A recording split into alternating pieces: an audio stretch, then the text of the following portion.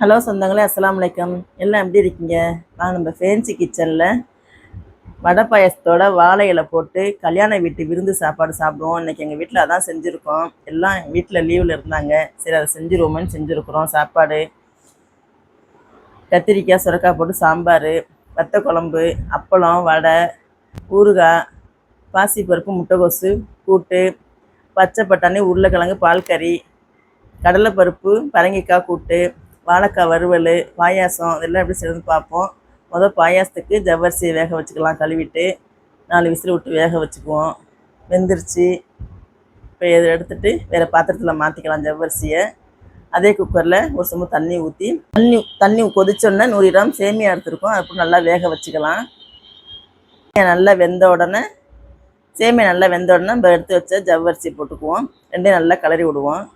நம்ம எவ்வளோ இனிப்பு வேணுமோ அந்த இனிப்பு தகுந்த மாதிரி போட்டுக்குவோம். அது நல்லா கரைஞ்சி நல்லா வெந்து குழஞ்சி வந்தோடனே 1 லிட்டர் பால் காய்ச்சி வச்சுருக்கோம். அதை ஊற்றிக்குவோம். நல்லா கிண்டி விடுங்க. பால் ஊற்றி ஒரு கொதி வந்தால் போதும். 1 ஸ்பூன் ஏலக்காய் தூள் போட்டுக்கலாம். 50 கிராம் முந்திரி பருப்பு, பாதாம் பருப்பு ரெண்டையும் சேர்த்து உடச்சி வச்சுருக்கோம். அதையும் போட்டு ரெடி ஆகிடுச்சு. பாயசம் எடுத்துக்குவோம். ஒரு குக்கரில் பருப்பு வேக வச்சு வச்சுருக்கோம். அதில் தக்காளி, வெங்காயம், மல்லித்தலை, கத்திரிக்காய், சுரக்காய் எடுத்து வச்சுருக்கோம். அதை போட்டுக்குவோம். 1 ஸ்பூன் மஞ்சத்தூள், 2 ஸ்பூன் சாம்பார் பொடி போட்டு தண்ணி ஊற்றி உப்பு போட்டு 2 விசில் விட்டு எடுத்து வச்சுருவோம். சாம்பார் ரெடி ஆயிடுச்சு. இப்போ முட்டைகோசு பொரியல் பார்த்துக்குவோம். சோறு வெந்துக்கிட்டு இருக்குது. ஒரு அடுப்பில் வானிலையை வச்சு கொஞ்சம் எண்ணெய் ஊற்றிக்கலாம். 1 ஸ்பூன் கடுகு உளுந்து போட்டு தாளித்து விட்டுட்டு கொஞ்சம் கருவேப்பிலை, வெங்காயம், 2 பச்சை மிளகாய், 2 வரமிளகாலாம் போட்டு நல்லா வதக்கி விட்டதுக்கப்புறம் முட்டைக்கோசை கழுவி வச்சுருக்குறோம்.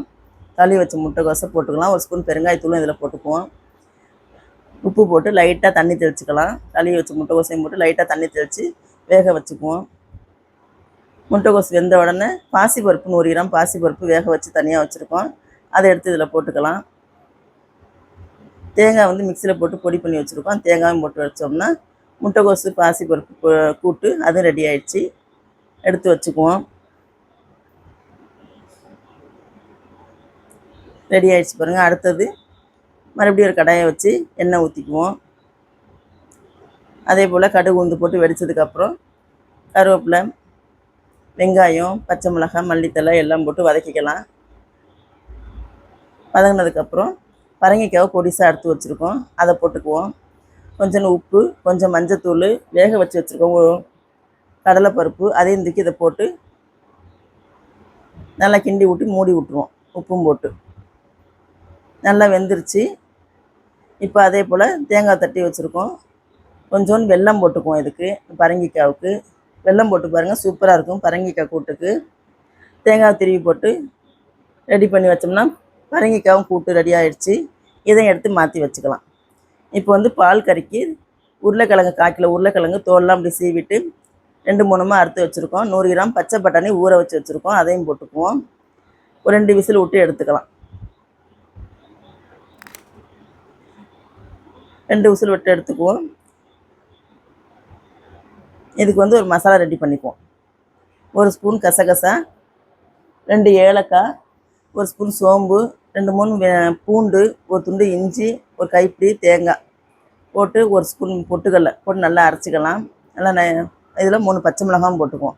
நல்லா பேஸ்ட்டாக அரைச்சிக்குவோம். இதுக்கு ஒரு தாளிப்பு கொடுத்துக்கலாம். எண்ணெய் ஊற்றிக்கலாம். 1 ஸ்பூன் சோம்பு, 1 ஸ்பூன் ஜீரகம், 2 பட்டை, 2 ஏலக்காய் போட்டுக்குவோம். கிராம்பு போட வேணாம்.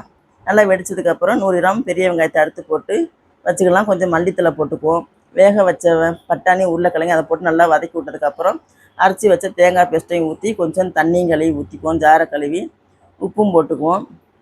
பால் கறி, பச்சை பட்டாணி, உருளைக்கிழங்கு போட்டு பால் கறி கூட்டு ரெடி ஆகிடுச்சு. இதையும் இறக்கி வச்சுக்குவோம்.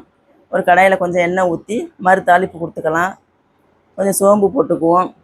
கொஞ்சம் வெங்காயம் போட்டுக்குவோம். வெடித்ததுக்கப்புறம் சோம்பு வெடிச்சதுக்கப்புறம் வெங்காயத்தையும் போட்டு வதக்கி விட்டு 100 கிராம் தக்காளி பொடிசாக எடுத்து வச்சுருக்கோம். அதையும் போட்டு வதக்கலாம். தக்காளி வதங்க கொஞ்சம் உப்பு போட்டுக்குவோம்.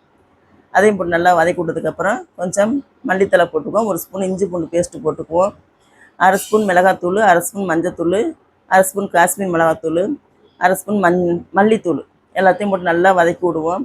நல்லா வதங்கி வந்ததுக்கப்புறம் வாழைக்காய் எடுத்து வச்சுருக்கோம். அந்த வாழைக்காவை கழுவி போட்டுக்கலாம். பொடிசாக வாழைக்காய் எடுத்து வச்சுருக்கோம். அது அடுப்பை சிம்மில் வச்சு வேக வைங்க. இந்த ஜார்லேயே தேங்காய் அரைச்ச ஜார்லேயே ஒரு ஸ்பூன் மிளகு, ஒரு ஸ்பூன் ஜீரகம், ஒரு ஸ்பூன் சோம்பு, கொஞ்சம் தேங்காய் எல்லாம் போட்டு நல்லா அரைச்சிக்குவோம். அரைச்ச பேஸ்ட்டு இந்த வாழைக்கால போடுவோம். போட்டு நல்லா கிண்டி விட்டு அடுப்பை சிம்மில் வச்சு எடுத்தோம்னா வாழைக்காய் வறுவலும் ரெடி ஆயிரும். அடுத்தது நம்ம வத்த குழம்பு வச்சுக்குவோம். நம்ம விவசாயி மரச்சக்கு கடலெண்ணெய் எடுத்துருக்குறோம். நல்லா நல்லெண்ணெய்க்கு ஈக்குவலாக இருக்கும் அந்த எண்ணெய். இந்த எண்ணெயை வந்து ஒரு கடாயில் ஊற்றிக்குவோம். இந்த எண்ணெய் ஆஃபர் போய்கிட்டு இருக்குது, Pongal offer, new year offer போகுது. பாருங்கள் என்னான்ட்டு. இந்த எண்ணெயில் சுண்டைக்காய் போட்டு நல்லா பொரித்து எடுத்துக்குவோம். பொரித்து எடுத்ததுக்கப்புறம் ஒரு ஸ்பூன் அந்த எண்ணெயிலேயே ஒரு ஸ்பூன் ஜீரகம், ஒரு ஸ்பூன் வெந்தயம் போட்டு நல்லா பொரிஞ்சிக்கலாம். பொரிச்சதுக்கப்புறம் 100 கிராம் சின்ன வெங்காயம் எடுத்து வச்சுருக்குறோம். பூண்டு ஒரு 10 பல் பூண்டு வச்சுருக்கோம். ரெண்டையும் போட்டு நல்லா வதக்கி விட்டுக்குவோம். வதங்கினதுக்கப்புறம் தக்காளி 100 கிராம் போட்டு நல்லா வதக்கி விட்டுக்குவோம். தக்காளி வதங்க உப்பு போட்டுக்கலாம். அதுக்கப்புறம் ஒரு ஸ்பூன் மிளகாத்தூள், ஒரு ஸ்பூன் மஞ்சத்தூள், ஒரு ஸ்பூன் மல்லித்தூள் எல்லாம் போட்டு வதக்கிக்கலாம். 1/2 ஸ்பூனு காஷ்மீர் மிளகாத்தூளும் போட்டு நல்லா வதக்கி விட்டுக்குவோம். குழம்பு நல்லா கொதித்து வரட்டும். தேவையான அளவு உப்பு போட்டுக்குவோம். நல்லா கொதித்து வந்ததுக்கப்புறம் வறுத்து வச்ச சுண்டைக்காய் எடுத்து போட்டு ஒரு ஸ்பூன் வெள்ளத்தை நுணுக்கி வச்சுருக்கோம். அதையும் போட்டு நல்லா சுண்டை வச்சு இறக்கி வச்சா சூப்பரான சுண்டைக்காய் வத்த குழம்பு ரெடி ஆயிடுச்சு. அடுத்தது வடைக்கு பருப்பு ஊற வச்சுருக்கோம். அந்த பருப்பு எடுத்து ஜாரில் போட்டுக்குவோம். கொரகொரப்பாக அரைச்சிக்கலாம். நம்ம வந்து ஒரு 1/4 கிலோ பருப்பு எடுத்துருக்கோம். கடலைப்பருப்பு நல்லா கொரகொரப்பாக அரைச்சி வச்சுக்கலாம். ஒரு ஸ்பூன் பெருங்காயத்தூள் போட்டுக்குவோம். ஒரு ஸ்பூன் சோம்பு போட்டுக்குவோம். 5-6 பூண்டை தோலோடு இடித்து போட்டுக்கலாம். அப்படி ஒரு பச்சை மிளகாய் 2 பொடிசாக எடுத்து போட்டுக்கலாம். ஒரு கைப்பிடி அளவு மல்லித்தலை போட்டுக்கலாம். தேவையான அளவு உப்பு போட்டுக்குவோம். சின்ன வெங்காயத்தையும் போட்டு நல்லா பிணைஞ்சி விடுவோம். 2 ஸ்பூன் எண்ணெய் ஊற்றிக்கலாம். இதில் நல்லா போட்டு பிணைஞ்சி விட்டு அடுப்பில் வானிலையை வச்சு எண்ணெய் காஞ்சதுக்கப்புறம் நல்லா தட்டி தட்டி போட்டு எடுத்தோம்னா வடையும் ரெடி ஆகிடுச்சு. இதிலே அப்பளம் பொரிச்சிருக்கோம். அதை உங்கள்கிட்ட காமிக்கலை. வடையை தட்டி போடையில் விரல் வச்சு வடையை தட்டாதீங்க. நல்லா பொத்துனாப்பில் உள்ளங்கையில் வச்சு தட்டினா தான் வடை சூப்பராக இருக்கும். இந்த மாதிரி நல்லா மொறு மொறுன்னு கிறிஸ்பியாக வரும். இந்த மாதிரி எடுத்து வச்சுக்கோங்க. வடையும் ரெடி ஆகிடுச்சு. வாங்க எங்கள் வீட்டில் சாப்பிட. இதே போல் உங்கள் வீட்டில் நீங்களும் செஞ்சு பாருங்கள்.